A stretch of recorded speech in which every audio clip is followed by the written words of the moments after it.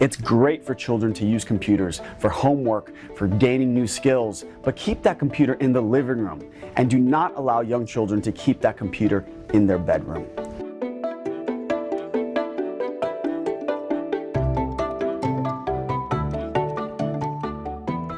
The internet can be a very dangerous place for children.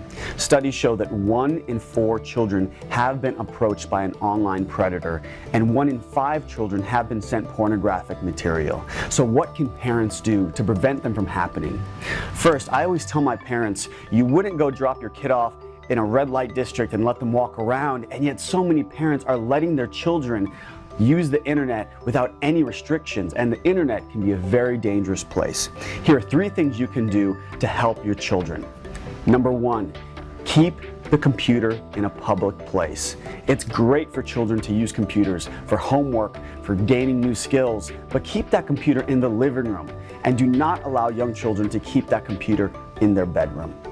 Second, install filtering software that will not allow your child to explore and view pornographic material. And third, talk to your kids. Talk to your kids about the dangers of the internet, about the dangers of putting personal information. That way, they can really be private and you can really know what they're up to.